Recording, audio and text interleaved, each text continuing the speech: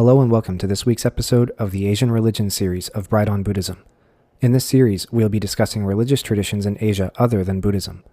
Buddhism has never existed in a vacuum, and as it has spread all across East Asia, it has developed, localized, and syncretized with local traditions in fascinating and significant ways. As such, we cannot provide a complete picture of East Asian Buddhism without discussing those local traditions, such as they were and such as they are. Today, we'll be discussing Shintō, a very historically and culturally relevant and significant religious tradition in Japan. We hope you enjoy.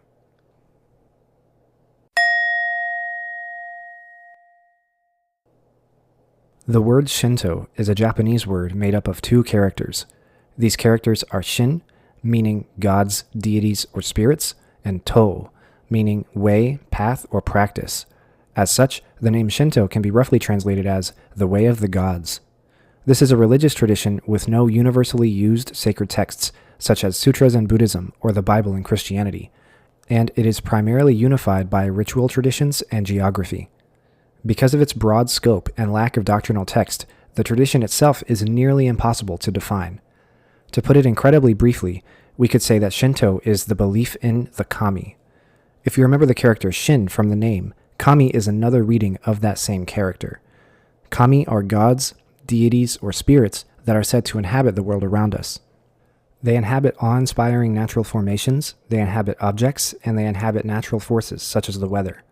As such, a kami can take as its body a variety of physical forms, be it a rock, a mountain, a river, a tree, a storm, a mirror, or any number of items. Indeed, even people who have died can become kami and take as their kami body any number of objects. The spaces which these objects occupy are regarded as sacred, and they are usually denoted by a hempen rope, known in Japanese as a shimenawa, or by paper ribbons folded kind of in the shape of a lightning bolt, known as a shide. As such, most of the ritual tradition of Shinto is related to worship, veneration, or obeisance paid to these kami in whatever body or form that they inhabit. These rituals are extremely varied throughout history, and they have changed considerably over time as political, social, cultural, historical, and religious changes have taken place in Japan. Shinto is often called the indigenous religious tradition of Japan. The idea behind this is that it is Japan's unique, original, and seminal religious tradition. India has Buddhism or Hinduism, China has Taoism, and Japan has Shinto. This idea that Shinto is indigenous comes to us originally from a few very important historical texts which we will discuss in a moment, and it has been strongly influential on the development of Japanese culture, as we will see as we continue to discuss it. However, scholars are discovering that this claim to indigeneity is increasingly untrue. Since prehistoric times, the Japanese archipelago has had a great deal of exchange with the mainland of China and Korea. Japan is said to have been originally populated by waves of immigrants from Korea, China, and Russia, and as such, these peoples very likely brought their own religious traditions with them. There is evidence out there that these religious traditions were also what we might call quote-unquote animistic. This title refers to this idea that the natural world is animated with spirits, deities, or gods deserving of worship or veneration. However, we've discussed before that this word animistic or animism is a condescending word and problematic when discussing folk religions during this period in history and this area geographically. Additionally, this idea that Shinto is indigenous to Japan and is unique to the Japanese people is reliant on a view of Shinto as being a singular, monolithic, unified tradition, and we will soon see that this is not true in any sense of the word. So let's get into it. Broadly speaking, the earliest roots of what is now called Shinto can be found in the prehistoric Yayoi period. This Yayoi period lasted from around 300 BCE to 300 CE, and it is in this historical period of Japanese history that we find the first material evidence of any sort of traditions of kami worship happening on the Japanese archipelago. This material evidence takes the form of bronze bells, known as dotaku, bronze mirrors, and other ritual tools. We should note that the name Shinto and what it refers to are mostly modern inventions and should not be read back into the ancient past. Most scholars call these traditions we see in the Yayoi period quote-unquote kami worship instead of Shinto because it is so highly localized, disparate, and varied. The reason for this variety was that Japan was not yet unified as a state, as we know it today, but was instead divided up into small communities which were unified by familial ties, by commerce and trade, and by their tradition of devotion to a local tutelary deity. We know next to nothing about how kami worship took place in this period because besides these dotaku, and besides bronze ritual mirrors and other tools like that, there is next to no archaeological evidence about it. All we have are the bronze items, such as bells and mirrors, and the remains of some clay items, such as statues, known as dogu, and other things like that. We have no written records from the time period itself. Additionally, there are very strict rules about where and how archaeological work can take place in Japan, which we will pick back up later. However, what we can say is that we suspect that traditions of kami worship in this period mainly had to do with preserving good harvests, protecting against bad weather, famine, and disease, ensuring good fortune in the community, and cultivating fertility. During this time period, since there were waves of immigration to the Japanese archipelago from the mainland, scholars suspect that Buddhism, Taoism, and Confucianism were brought to Japan in an unofficial and stepwise fashion. But again, we have little to no contemporary written record of this. We must remember that in these ancient times, religious practice was not standardized and divided nicely into little boxes that we could call Buddhism, Taoism, and Confucianism. The local practice of a community might be a combination or a syncretism of all three, or it might only be a ritual tradition and not a textual tradition. Not very many people were literate, and so much of the religious practice that went on was a matter of social and communal traditions based on what they interpreted to be material realities. There was none of this discourse of belief or faith like we have now. As a result of the influence of modernity and of Judeo-Christian normative standards of religion becoming the norm, there is the idea in the modern era that people can choose whether they believe in one thing over the other, and that choice is predicated on faith. Not only do Asian religions simply not work that way in every case, but certainly ancient ones do not either. As such, people did not engage in rituals for good harvest or safety from weather because they had faith and belief in a deity, and because that faith was predicated on an interpretation of a holy text. They did that ritual because it was the tradition of their clan or community, and because they thought that that was how they could exert control over the world and their position in it. This does not mean to imply that they were any less smart than we are today. Science may now tell us why it rains or why harvests are good or bad, but as such, that doesn't distinguish it from pre-modern religion. Science, in a manner of speaking, is exactly the same in the sense that it is humanity attempting to exert control over the world around them and their position in it. Of course, we have stronger technology and more precise means of knowing the world today, but we are attempting to do the exact same thing as ancient peoples, which is to know and control the world around us. Since there is so little known about this period of history, we can move on to the next period of Japanese history, known as the Kofun period. The Kofun period took place between 300 CE and 538 CE. The reason we call it the Kofun period is that it is in this period in history that we start to see the emergence of very complex burial mound structures, known in Japanese as kofun. These structures are very fascinating, and I encourage everybody to look into them if you get the chance. But they aren't the focus of this particular episode, so I'll leave them there and go back to our discussion of Shinto. In the Kofun period, we can begin to observe evidence that Buddhism was being brought over from Korea and China. The evidence we see for this is icons, temple spaces, and ritual implements, which take on a distinctly different form from the ones we have in the Yayoi period. Thus begins the story of the co-development of Buddhism and Shinto in Japan. As we will see, for the entire span of history between ancient times and the early modern period, the relationship and development of Japanese Buddhism and Shinto is inseparable. One of the many means by which Buddhism took hold in Japan was by exerting its influence over kami worship spaces, rituals, and traditions. Kami worship spaces took on Buddhist characteristics. Buddhist temples were constructed with Shinto influences, and many people began to convert to Buddhism. As this was happening, the country was becoming more unified into a polity we now call Yamato. This was a state which had a much more centralized and complicated political and trade structure, which was headed up by an emperor or a great king. This was the figure who we have textual evidence of interacting with other states, such as China and Korea. As the Yamato state and its influence grew and spread further geographically across southern and western Japan, kami worship became a matter of state rulership and became ever more standardized across the region. However, in 538, Buddhism was officially introduced to Japan from an envoy traveling from Korea to make a tributary offering to Yamato, and in 587, Emperor Yomei officially converted to Buddhism. That did not mean that Shinto went away, however. After the Kofun period came the Asuka period, which lasted from 593 to 710. This period is named after the Asuka region of Nara, a province in southern Japan wherein this Yamato state had the greatest amount of historical influence. It was during this period that the Ritsuryo reforms began to take place. The Yamato state continued to evolve, and Shinto continued to be a matter of importance to the Yamato government and people. As the influence of the mainland increased through Buddhism and Confucianism, the Yamato state adopted Chinese styles of government. Thus, the Ritsuryo system was created.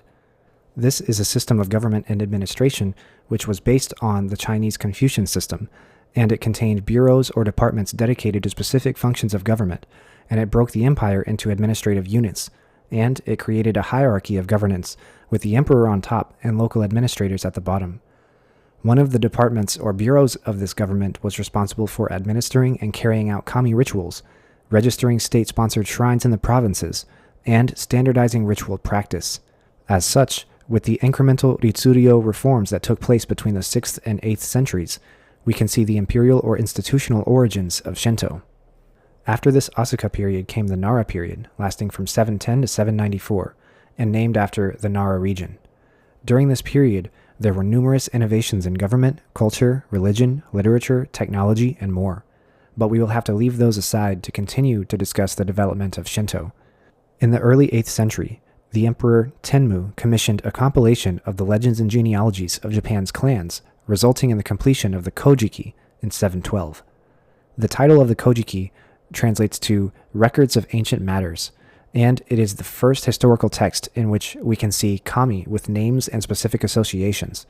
However, this text was designed to legitimize the ruling dynasty, and as such, it adapted various circulating oral traditions, ritual traditions, and worship traditions into a fashion that propped up the emperor. It is likely that the myths and legends about the various kami named in the text existed in many different forms, fashions, and versions in regions of southern Japan, and they were standardized into a written form. This is a very important point about the transition from oral history to written history. Oral history has as many tellings and versions as there are tellers, and if the history is not preserved orally, it dies. However, although written history lasts longer, there are only as many versions of it as there are copies of it, and it is forgotten if nobody reads it. It is in this Kojiki that we see this emphasis on the indigeneity of Shinto. This emphasis takes the form of a created genealogy of the kami that culminates in the creation or the birth of the imperial family and of all Japanese people. Since the Kojiki was intended to be a complete history of Japan up to that point, it also provides a creation story, which begins with the kami and leads all the way up to the year 712. I will summarize the first volume of the Kojiki here. The creation story holds that when heaven and earth came into existence, 3 heavenly kami appeared, and then 7 generations of kami followed after them. The 7th and final generation was a brother, sister, husband, and wife pair known as Izanami, the female, and Izanagi, the male. Together, they created the Japanese archipelago and gave birth to a whole range of other kami. Izanami is said to have died giving birth to the kami of fire, Kagutsuchi no kami. Izanami is angered by this and kills the newborn Kagutsuchi and searches for his wife in Yomi, the land of the dead. Izanami reveals that she has been eating the food of the underworld and thus cannot return to the land of the living. She says, however, that she will ask the Lord of the Dead if she can leave, and asks Izanagi to wait and not look at her while he waits. Izanagi waits for a while, but loses his patience, and lights his comb as a torch to gaze at his wife, only to find that Izanami is now a rotting corpse. Horrified at this sight, Izanagi runs away and seals the entrance to Yomi, the underworld. Izanami is hurt by this and vows to kill 1,000 people each day, to which Izanagi replies that he will then beget 1,500 people every day to thwart her. Izanagi, feeling contaminated by his visit to Yomi, went to immerse himself in a river. This picks up on an important theme in Shinto tradition, which is that death is cosmologically, morally, and ritualistically impure or polluted, and death should not only be kept separate from life, but that regular purification must also take place to combat the death pollution. When Izanagi does this, he purifies himself in a river, setting a precedent for purifying oneself using clean water. When he does this, he brings 3 more kami into existence. The 3 most important kami, Amaterasu o Mikami, Tsukuyomi no Mikoto, and Susanoo no Mikoto, came into existence when Izanagi washed his left eye, his right eye, and his nose, respectively. Izanagi splits the world up between the 3. Amaterasu gets the plains of heaven, Tsukuyomi gets the night, and Susanoo gets the seas. Susanoo was a belligerent and insolent god, and is said to have been expelled from the seas by Izanagi for being too rowdy. After this happens, he attempts to visit Amaterasu on the heavenly plains to see her, but after their ritual greeting, he allegedly kills one of Amaterasu's maidens and wreaks havoc on the heavenly plains, causing Amaterasu to become afraid and go away to hide in a cave. This is interpreted as a flood myth or some other weather catastrophe, followed soon after by an eclipse. The seas were chaotic and rowdy, and then assaulted the heavenly plains, causing the sun to hide in a cave behind a rock, causing the world to go dark. The parallels here are obvious. After Amaterasu goes away to hide in the cave, the lesser kami are forced to figure out a way to get her out, and they decide to hold a big dance, where they will show a big mirror, which will trick Amaterasu into thinking that the sun already came back out. Amaterasu hears the dance and wonders what all the chaos is outside, and she peeks out at her own reflection. When she does this, she is grabbed by the wrist and pulled out. Later, after Susanoo is expelled from the heavenly plains and has some more misadventures, he gives a sword to Amaterasu to make up for the whole thing. This is important, as the sword, the jewel, and the mirror will become critically important regalia in emperor-centric Shinto throughout the rest of Japanese history. Several generations and stories pass here, but I wanted to get to the story of the first Japanese emperor. The realm, which will soon be the realm of man, has become unruly and overpopulated, and they're in need of a ruler. One of Amaterasu's descendants must go down to rule them and get them into line. For this task, one of Amaterasu's direct descendants, Hikoho no Ninigi, or just Ninigi, is selected. Amaterasu bequeaths to Ninigi 3 sacred treasures: the sword given to her by Susanoo, the ritual mirror used by the other gods to lure her out of the cave where she hid, and Magatama beads. These become the 3 imperial regalia, which still allegedly exist in their original form to this day. The mirror is now the kami body of Amaterasu and is enshrined at Ise Shrine, and the sword and jewel are brought out whenever a new emperor ascends the throne. Ninigi decides to start a family here, and the descendant of that family, after a couple of generations, is Emperor Jinmu, the first ever emperor of Japan. So concludes the first volume of the Kojiki. As you can see, it asserts that the Japanese people were created by the gods, and that the Japanese emperor, and the whole imperial family, is descended directly from Amaterasu, the sun goddess. As a result, the emperor is a transhuman living kami, and he is supposed to be treated as such. After the authorship of the Kojiki, which mentioned the entrance of Buddhism into Japan, the Nihon Shoki, or the Chronicles of Japan, were commissioned in 720. It contains many of the same myths, just in different versions, as the Kojiki, but this text never mentions Buddhism at all, and doubles down on the unique and divine origins of the Japanese people. The Nihon Shoki quickly gained more popularity and influence than the Kojiki, likely due to this doubling down on the nativist narrative. Back to the Nara period. While the emperor and court performed Buddhist rites, they also performed Shinto rites as well, but they had changed to this state-oriented ritual which had focused on worship of Amaterasu and the emperor. Given the intertwined nature of these rituals, we can observe an integration of the Buddhist and Shinto cosmologies that begins in the Nara period and is really cemented by the next historical period, the Heian period, which lasted from 795 to 1185. There were a few forms by which this integration took place.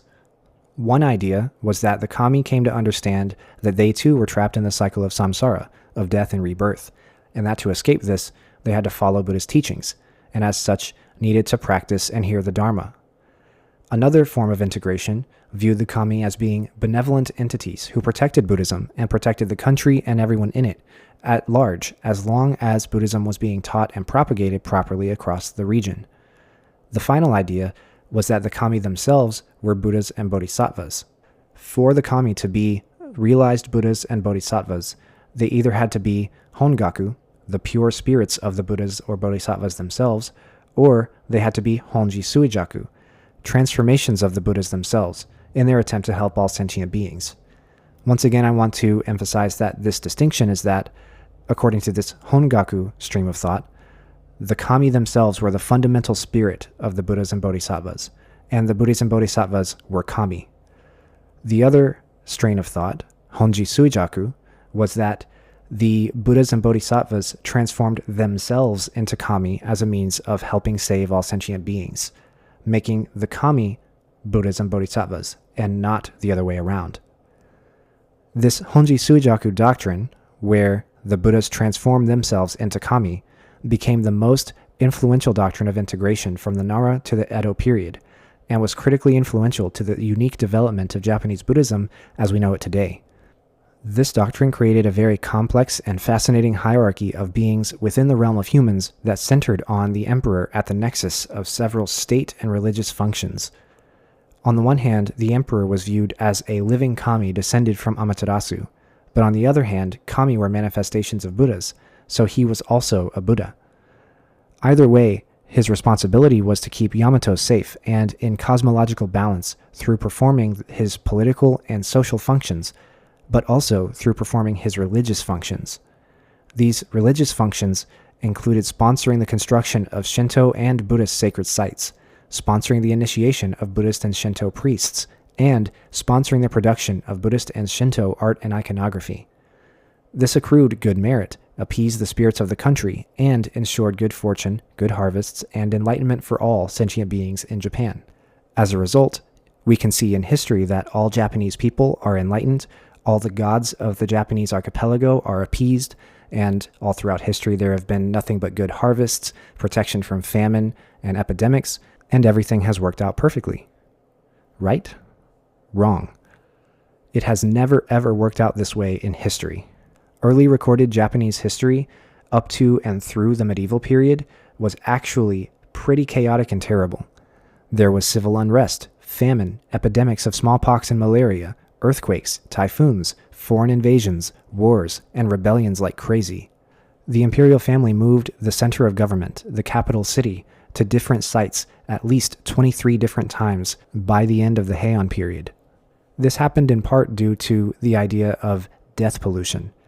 The idea was that whenever an emperor died, they wanted to move the capital city, the residence of the emperor, in order to avoid the death pollution that resulted from that death. However, the reality of the situation was that many of these capitals had very poor resource availability and management, or they were too close to sources of epidemic, like stagnant bodies of water that bred mosquitoes and spread malaria, or they were weakly defended against rebellions and foreign invasions, or they were too close to the dead remains of a previous emperor. As such, although the emperor had these ideal functions, which had implications both in Buddhism and in Shinto, real life never worked out that way in Japanese history. I hope that you've enjoyed this lesson both in Japanese history and in the early roots and origins of kami worship, which will later turn into Shinto. This has been mostly a discussion of how early traditions of kami worship have functioned in Japanese history from the religious, social, and political dimensions. But I hope that you understand that there are many other dimensions through which this functions, and I hope that you also get the chance to look up Kofun tombs and also get to look up and possibly even read translations of the Kojiki and the Nihon Shoki, because while those texts are aiming to reach across different, disparate, geographically separated kami worship traditions to create a through line and a spine which allows the Emperor of Japan to be supported and legitimized by a divine lineage, I hope you also get to enjoy still how fun and fascinating those myths are. Thank you for listening to today's episode of the Asian Religion series, Shinto Part 1.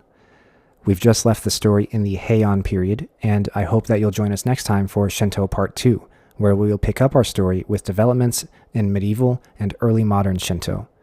Thank you for listening, and I'll see you next time. My name is Nick Bright, scholar of East Asian religions and voice of Hearer. And I'm Dox, editor, question asker, and voice of Hermit. And this has been Bright on Buddhism. Thank you for listening. If you like our podcast, or if you have a question you'd like us to discuss, we'd love to hear from you. Please consider leaving a comment or review, subscribing, or joining us on social media. Email us at bright.on.buddhism@gmail.com or find us on Mastodon at brightbuddhism@mstdn.party. As always, citations and resources for this episode can be found in the show notes. Thank you.